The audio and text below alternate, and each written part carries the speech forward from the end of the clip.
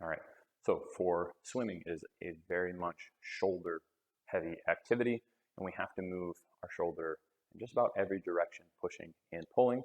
So we want to make sure that the joint can move properly and is balanced in strength so that it remains as healthy as possible.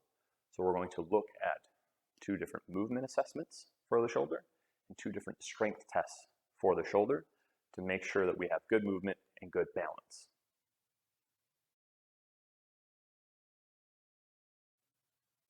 All right, so the first assessment we're going to do for the shoulder is a shoulder flexion test, right? So we're going to do this laying on the ground. And I'm just going to lay flat out. Okay? I'm going to do one at a time first. So I'm going to take left arm just to start with. Thumb basically remains upward at all times, so it'll face towards the ground as I go overhead. And I'm letting my arm go to kind of a natural shoulder position. So it won't be tucked right next to my head. Might be a slight angle, but I'm not going way out. Just kind of naturally where it wants to go overhead. Okay. So key here is arm remains straight the entire time. And my hand touches. Okay. I'm then going to go to my other side and do the same thing. Then I'm going to do both arms at the same time. Okay. The other key part is we're looking for, as I go overhead, my rib cage stays down. I don't come up because then I'm forcing more range of motion from my spine and not my shoulder. Okay. So when we're looking at this test, what we're looking for is, can each arm individually touch, but then can I actually get both at the same time? Okay. So you might find that both touch, but when you do same time, one might struggle a little bit. Perfectly normal, that's something we'll work through. Or you might find no problem, or one arm, you start to kind of cheat and bend. Okay, so rib cage stays down, arm remains straight, one at a time, and then both arms at the same time. So that's a shoulder flexion test. All right, test number 2 for the shoulder is going to be standing abduction, right? So from the front, what it looks like is palms facing forward, arms remain straight, trying to touch overhead.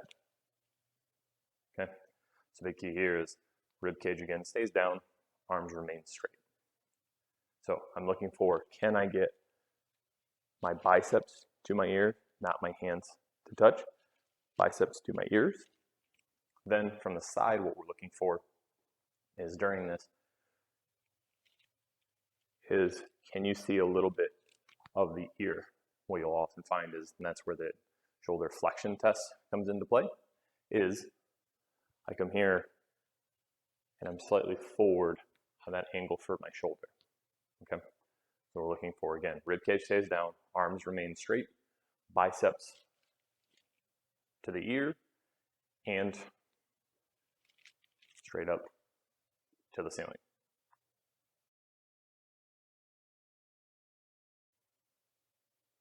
All right, first strength testing we are going to do is going to be an upright row. So I'm going to show you without the dumbbell, my left hand. All I'm going to do is take my hand by my side. Imagine my thumb goes up the seam of my side. I'm focusing on driving my elbow up. If I simply try and pull my hand up, my elbow stays below. So it's always elbow remains above my wrist during this movement. All right. A couple rules apply. You're going to find a load that is challenging for about 5 reps. Okay. Then you're going to follow a tempo. I'm going to go faster up, slower on the way down. Okay. I'm going to do as many repetitions as I can with that load that was challenging for 5, between 5 and 12 repetitions. Okay. Following that tempo. All that means is if I'm really slow on 1 rep going up, all I have to do is be slower on the way down. Still counts. There is no 1 or 2 seconds up and it's 3 seconds down. As long as I'm slower going down than what I did going up, the repetition counts. Okay, so again, find a load challenging for 5 repetitions. You're then going to do between 5 and 12 repetitions at a tempo that is faster going up than slower going down. Rest 2 to 3 minutes, test on the other side, okay? You may find that one side you have more repetitions than the other, or you might find that you need a lighter load on one side versus another. Perfectly fine, has to stick within the parameters of 5 to 12 repetitions. So challenge yourself, and tempo is faster up, slower down. Okay? Pay attention to one side versus another, and we'll get to the second test. Okay, strength test number 2 is going to be a single arm overhead press. It's going to follow the same parameters as the upright row.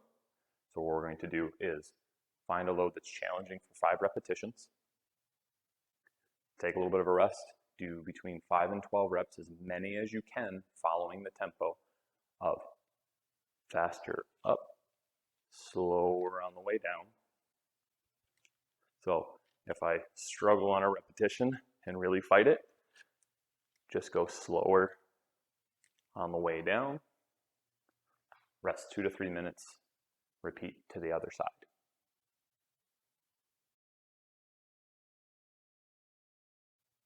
All right, so what about the results? So let's look at it from 2 different perspectives. If my movement assessments lack, then I want to focus on either one, improving my range of motion, okay?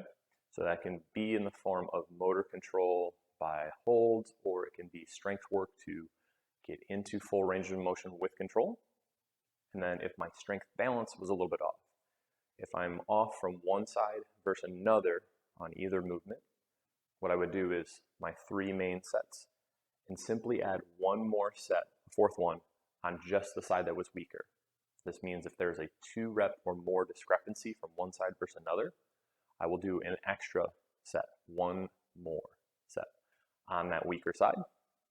Or if I had a much heavier load from my pressing to my pulling, or my pulling to my pressing, so whichever one I did more weight than compared to the other, so I should be using the same load. If I did 10 pounds more on my press versus my pull, I would spend 4 to 6 weeks focusing simply on that weaker movement, then come back and retest to see if I'm better balanced, okay?